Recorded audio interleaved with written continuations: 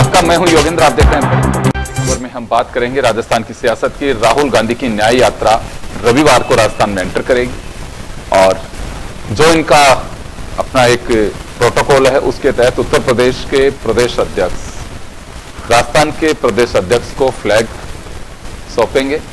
लेकिन दूसरी तरफ ईआरसीपी एक बड़ा मुद्दा विधानसभा चुनाव के दौरान रहा और अब राजस्थान के मुख्यमंत्री भजन लाल ईआरसीपी की धन्यवाद यात्रा पे निकले हुए हैं। जनता उनका आभार जता रही है, जो मैं समझ पा रहा हूं यात्रा का मकसद। और साथ में गजेंद्र सिंह शेखावत जल शक्ति मंत्री हैं। इस पूरे प्रकरण में मध्य प्रदेश और राजस्थान के मुख्यमंत्रियों को एक साथ लाने में गजेंद्र सिंह शेखावत ने काफी सराहनीय काम किया। और ये योजना फिलहाल बीजेपी का मानना है कि बस अब तो कोई खतरा है ही नहीं, सब कुछ हो गया और अब तो पब्लिक का धन्यवाद लेना चाहिए या उसके लिए यात्रा, क्योंकि अगर किया है तो उसका राजनीतिक लाभ भी लिया जाएगा और यही यात्रा का मूल मकसद और मजमून है। बेशक कोई इसे इनकार करे, लेकिन और लेना भी चाहिए, मैं इसमें गलत नहीं। अक्सर राजनीतिक दल कहते हैं कि चुनाव जीतना ही हमारा मकसद नहीं है। अरे भाई, जब राजनीति में आए हर दल की होनी चाहिए, चुनाव भी जीतना चाहिए और सरकार भी प्राथमिकता होनी चाहिए, जो होती भी है। कहने में क्या शर्म है उसमें? कोई बाबा जी का धूना तपने तो कोई राजनीतिक दल आता नहीं है और बिल्कुल होना भी चाहिए। मैं इसे गलत भी नहीं मानता हूं, होना ही चाहिए। खैर, तो इस पूरे मुद्दे पर चर्चा करने के लिए हमारे साथ भाजपा से आरपी विजय साहब हैं, आम आदमी पार्टी से राजपाल फोगाट जी हैं और भरत मेघवाल जी हमारे साथ कांग्रेस से हैं। विजय साहब, आपके पास आना चाहूंगा। ये धन्यवाद यात्रा है तो मकसद यही है कि जनता के बीच जाना, ईआरसीपी को धरातल पे लेके आ रहे हैं और साथ में ही पीकेसी भी आप लेकर के आ रहे हैं। और बड़ी बात यह है कि 3 जिलों को शेखावाटी उनको भी पानी मिलेगा, तो पानी एक बड़ा आधार रहेगा। राजस्थान में बड़ी किल्लत है और बीजेपी इसे सौगात के रूप में देके धन्यवाद ले रही है। देखो योगेंद्र जी, सबसे पहले तो मैं आपको नमस्कार, मेरे कोपेनिस्ट को नमस्कार, आपके सभी दर्शकों को मेरा नमस्कार एंड अभिनंदन। मैं ये कहना चाहता हूँ साहब, बेसिकली ये जो जन धन्यवाद योजना है, हमारे मुख्यमंत्री जी जो कर रहे हैं, आभार एक तरीके से व्यक्त कर रहे हैं, वो इसलिए कर रहे हैं क्योंकि कांग्रेस सरकार ने एक वादा किया था कि ईआरसीपी अगर कोई नहीं लेके आता तो हम खुद लेकर के आएंगे, बट उन्होंने एक कदम भी आगे नहीं बढ़ाया था। बट हमने जो वादा किया था, हमारे संकल्प पत्र में जो हमने वादा किया था कि अगर हमारी सरकार आती है तो हम इसको जितना जल्दी हो सकेगा उतना इसको जल्दी धरातल पे लेके आएंगे। और आपको सबको पता है कि 27 जनवरी 2024 को एक MOU साइन हुआ, उसके अंदर जल संसाधन मंत्री जी भी थे और मध्य प्रदेश के चीफ मिनिस्टर और राजस्थान के चीफ मिनिस्टर के बीच में एक एग्रीमेंट साइन हुआ। उसके अंदर इसको एक्चुअल जो रूप था वो दिया गया।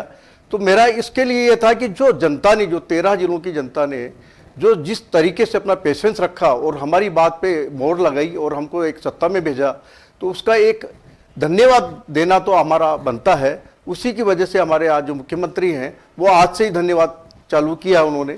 तो ये एक बहुत बड़ी चीज़ थी। और आज की तारीख में जो जनता त्रस्त थी, पहली बात तो 13 जिलों की जगह पे 21 जिले हो गए हैं। और 21 जिलों के अलावा भी मैं आपको एक और बात बताऊं कि इस बीच में एक और एग्रीमेंट हुआ है, वो हरियाणा गवर्नमेंट के बीच में और जल संसाधन मंत्री जी और हमारे राजस्थान के भजन लाल जी ने मिलकर के, खट्टर साहब ने मिलकर के एक एग्रीमेंट और किया। सतलज व्यास लिंक जो हमारा कैनाल है उसके ऊपर भी ये काम हुआ है। उससे भी 3 जिले जो हमारे जो होते हैं, चूरू, झुंझुनू और सीकर, इनकी प्यास बुझाई जाएगी, इनके लिए सिंचाई के लिए पानी दिया जाएगा। जितना भी हमको सरप्लस पानी मिलेगा हम उसका यूटिलाइज करेंगे। और नो डाउट आपने बताया कि एक जल के बिना जीवन कुछ भी नहीं है। एक जल ऐसा है कि आप आदमी बिना खाने के रह सकता, बिना जल के नहीं रह सकता।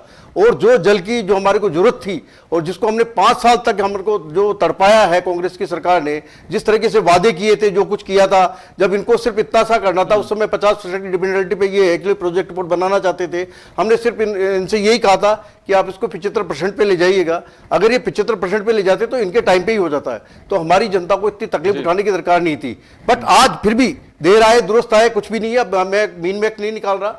आज की तारीख में सभी को, चाहे आप हो, चाहे बीजेपी हो, चाहे कांग्रेस हो, सभी को खुश होना चाहिए कि आज ईआरसीपी वास्तव में धरातल पे आ रही है। ये परियोजना जो आ रही है धरातल पे आ रही है। और उसके अंदर भी एक खास बात और है कि 40,000 करोड़ रुपए में से जो ये तो 60% की बात कर रहे थे, आज 90% जो पैसा है वो स्टेट गवर्नमेंट को मिलेगा सेंट्रल की तरफ से।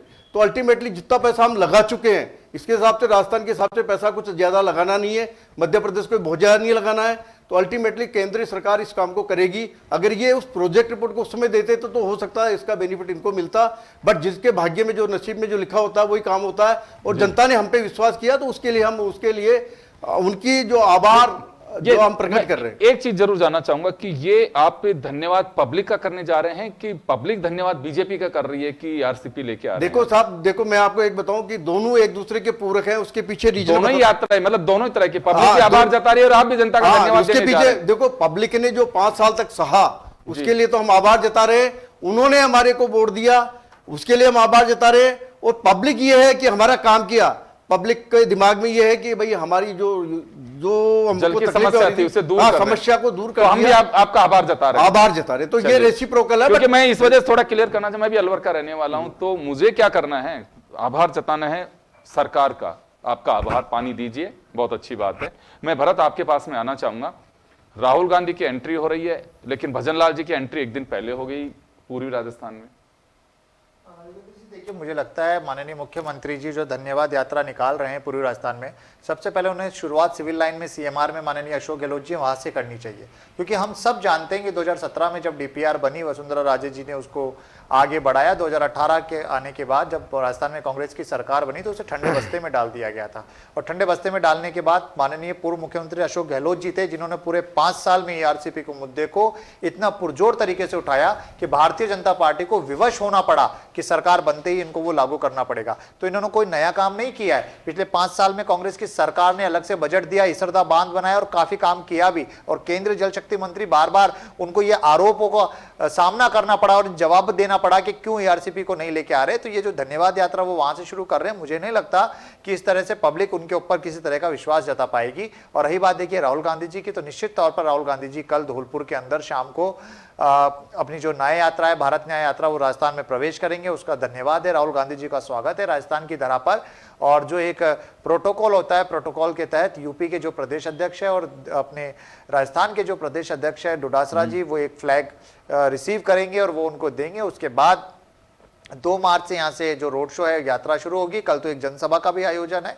मुझे लगता है राजस्थान में जो माननीय राहुल गांधी जी आ रहे हैं उससे बिल्कुल प्रभाव पड़ेगा इन चीजों पर। और जो पूर्वी राजस्थान में जो सिनेरियो बनाने का मुख्यमंत्री जी काम कर रहे हैं, मुझे नहीं लगता कि किसी तरह का कोई सिनेरियो यहाँ पे योगेंद्र जी वो बन पाएगा। तो केवल आपको लगता है कि पूरी राजस्थान में राहुल गांधी की यात्रा का इंपैक्ट आएगा, भजन लाल जी और शेखावत जी की यात्रा का कोई फर्क नहीं पड़ने वाला? नहीं, देखिए ये वो लोग हैं जो अवसरवादी लोग होते हैं।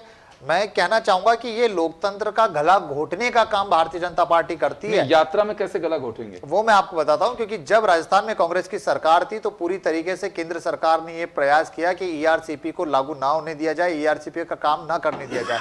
और पूरे देश में आप देखेंगे जहां जहां विपक्ष की सरकारें राज्यों में होती है, केंद्र सरकार द्वारा या तो गवर्नर के माध्यम से उनके ऊपर रोक लगाई जाती है, कोई ना कोई अध्यादेश या कानून लाकर उनके कामों में रुकावटें करने का काम किया जाता है, ताकि राजनीतिक लाभ जो सिर्फ और सिर्फ है भारतीय जनता पार्टी ले सके। और इसी का परिणाम रहा कि ईआरसीपी जो 5 साल ठंडे बस्ते में बैठी रही, ईआरसीपी पे 25 सांसद होने के बावजूद काम नहीं हो पाया राजस्थान के अंदर, उसका भी राजनीतिक लाभ लेने के लिए वहां पर घूम रहे हैं। इससे पहले क्यों नहीं घूमे? 5 साल में कहां गए थे ये? 5 साल में क्यों नहीं इन्होंने बात करी? केंद्र में इनकी सरकार थी, मध्य प्रदेश और यूपी के अंदर केन बेतवा योजना को राष्ट्रीय परियोजना इन्होंने घोषित किया। तो राजस्थान में कहां कमी थी? राजस्थान में कमी थी कि कांग्रेस की सरकार थी, कांग्रेस ने उस मुद्दे को उठाया था। अगर कांग्रेस की सरकार रहते हुए इस योजना को लागू कर दिया जाता तो उसका राजनीतिक लाभ कांग्रेस को मिलता, जो इनको बिल्कुल भी सहा नहीं था। इन्होंने जनता की नहीं, इन्होंने खुद के वोटों की रोटियां सेकने के लिए काम किया है। ईआरसीपी का जो धन्यवाद लेने जा रहे हैं। बिल्कुल, मैं राजपाल जी आपके पास में आना चाहूंगा। मैं बीजेपी की अपनी यात्रा है, कांग्रेस की अपनी यात्रा है, आम आदमी पार्टी को यात्रा निकालेगी या फिर इस यात्रा पे कुछ कहेंगे आप? सर देखिए, मुझे ये जो डिस्कशन चल रहा है, एक बात पर मुझे बहुत ही हंसी आती है। काम के बड़े बड़े न्यूज़पेपर में ऐड निकलवा देना, डिजिटल पे ऐड चलवाना, धन्यवाद यात्रा निकलवाना। सबसे पहले मैं ये पूछता हूँ कि धन्यवाद किस बात का? क्या वो काम पूरा हो गया? काम कब प्लान हुआ था? कब से शुरुआत हुई थी? आज तक 6 साल बीत जाने के बाद में इतने सालों तक राजस्थान की जनता को पानी से महरूम क्यों रखा गया? वो कौन सा षड्यंत्र था?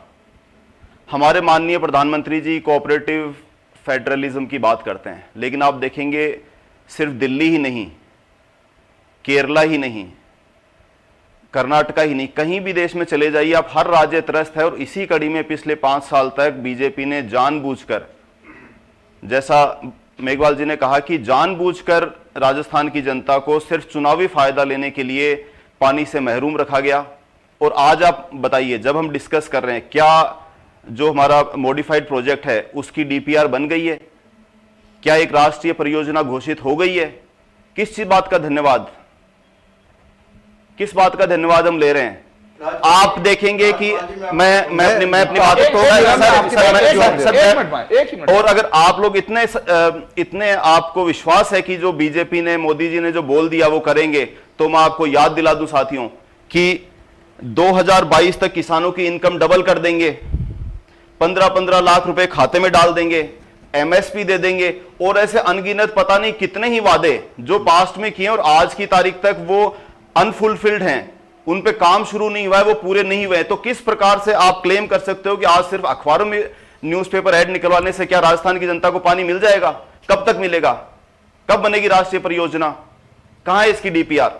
तो हवाई बातें करने में, मार्केटिंग करना एक अलग बात है, काम करना अलग बात है।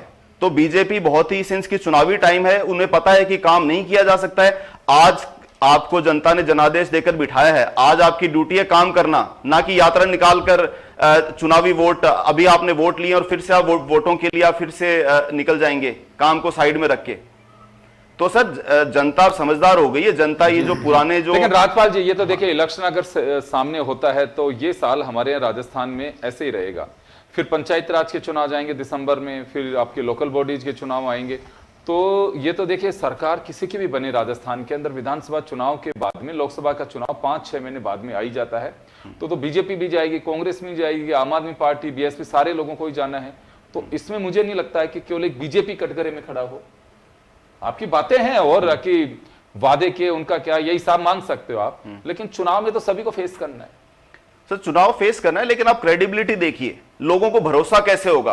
क्या आप एक बार, वो कहते हैं ना कि दूध का जला छाछ को भी फूक फूक कर पीता है, क्या बार बार जब वादा खिलाफी सरकार कर रही है, जो वादे उसने पास्ट में किए आज तक, आप मेरे को एक वादा बता दीजिए जो बीजेपी ने कहा। आपका कहना है कि काट के आंधी एक ही बार चढ़ती है। बिल्कुल, तो बार बार नहीं चढ़ी, जनता समझ गई है और जनता इस बात को फिर से स्वीकार नहीं करेगी। अब देखो, ये तो जनता तय करेगी कि उसी काट के हांडी को चढ़ा करके कुछ कर देती है या उसी में दाल पकेगी, ये देखने वाली बात होगी। आरपी विजय साहब, पहले तो आप कुछ कहना चाह रहे थे वो, और उसके बाद इनका ये कहना है कि अभी कुछ हुआ ही नहीं है, तो धन्यवाद किस बात का ले रहे हैं?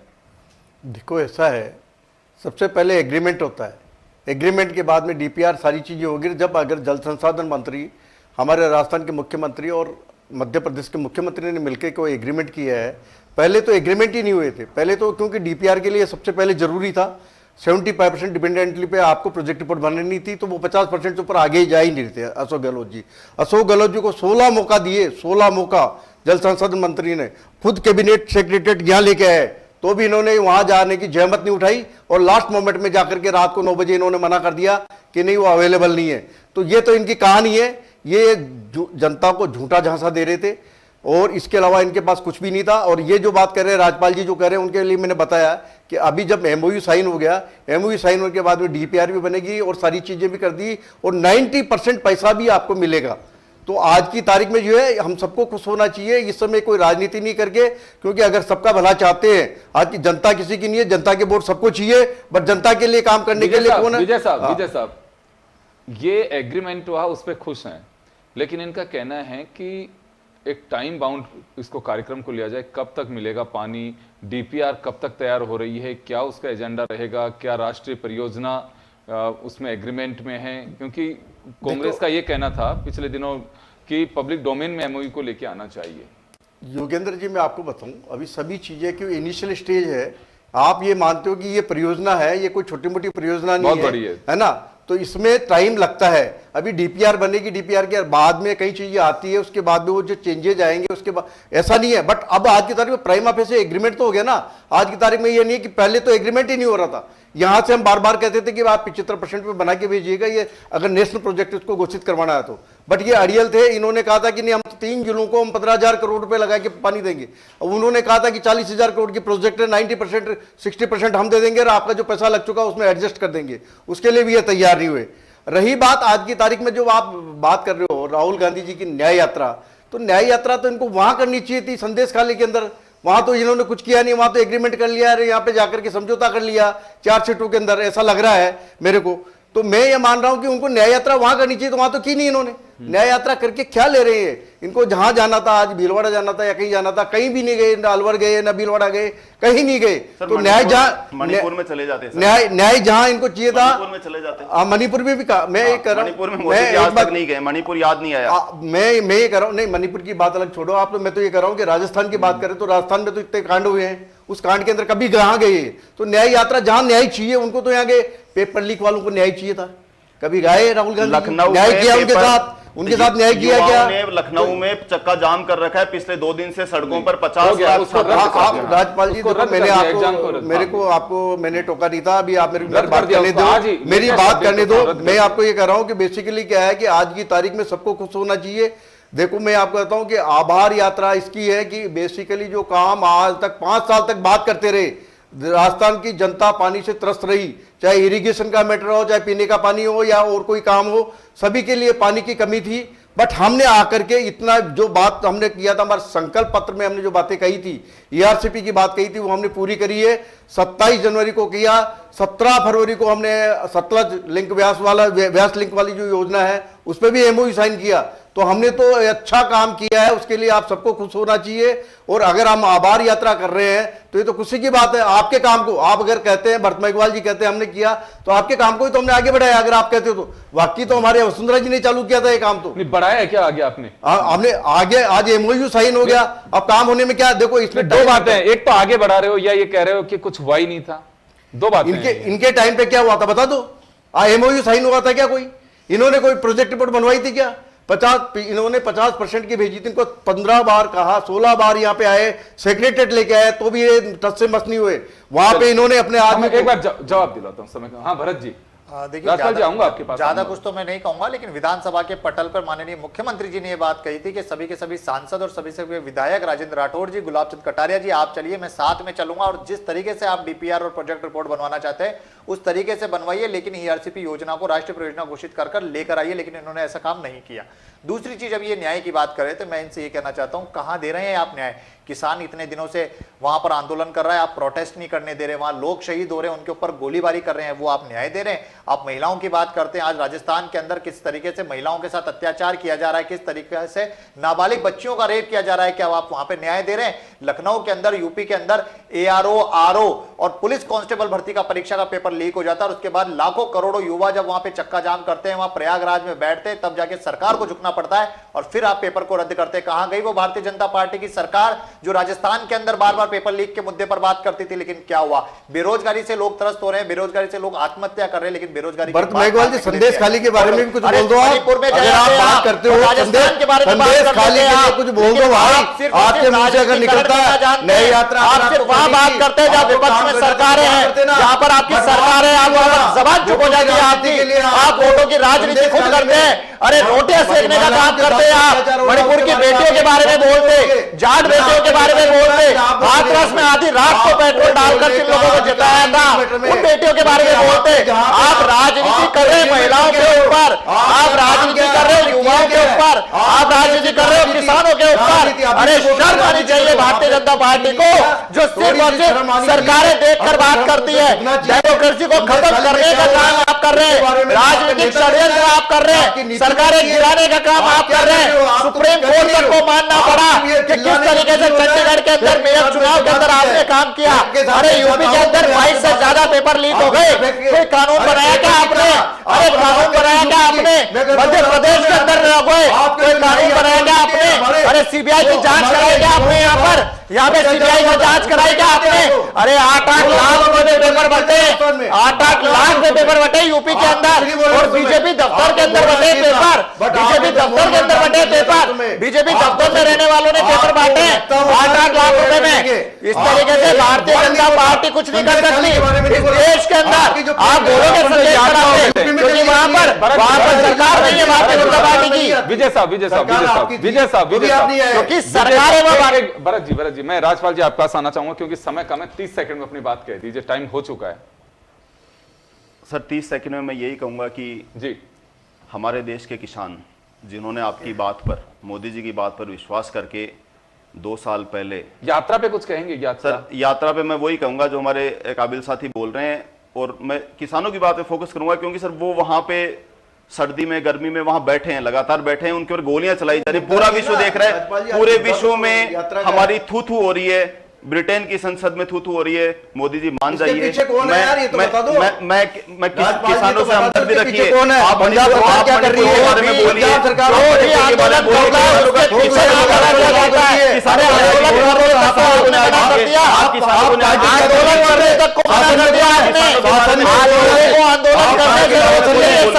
पार्टी सरकार लोगों को आंदोलन करने को रोकती है, का गला घोटने का काम करती है सरकार, भारतीय जनता पार्टी। टाइम हो चुका। खैर चलिए, आने वाले दिनों में ये तल्खी, ये सियासत का इसी तरह का जो मजमून हम लेकर के आए हैं, यानी कि पब्लिक के बीच राजनीतिक दल, वो इसी तरह से फलेगा फूलेगा। राजनीति है और चुनाव सामने है, तो कौन पीछे रहना चाहेगा?